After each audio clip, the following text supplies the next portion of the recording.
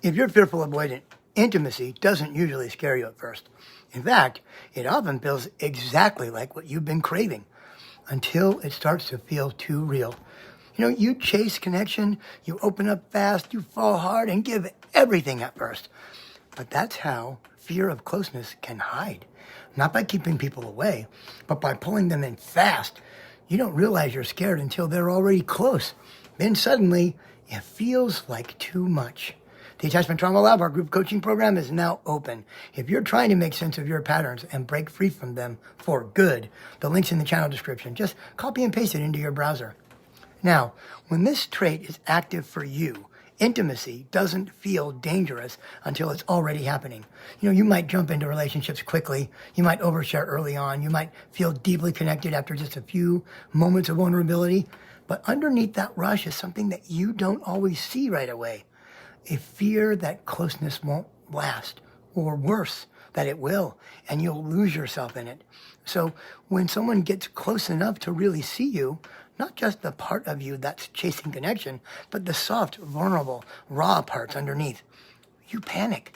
You start questioning their intentions. You feel ashamed of how much you've shared. You replay their words looking for signs they're about to hurt you. You might lash out. You might withdraw. You might convince yourself they aren't right for you anymore. Not because you stopped caring, but because the closeness stopped feeling safe. You crave connection more than anything. But once it starts to feel real, you pull back, shut down, or create distance without even realizing you're doing it. Closeness stops feeling safe. And suddenly the relationship feels unstable, overwhelming, or wrong. And you don't know why. You just know something inside you wants out. If this sounds familiar, you've probably lived your life swinging between too much or too guarded, but that's not who you are. It's how fear taught you to survive. Fear of intimacy doesn't always keep people out. Sometimes it invites them in too fast, just to test whether love can really last. But real intimacy isn't a test. It's a slow burn, one that doesn't require panic to prove it's real. You don't have to run. You don't have to prove.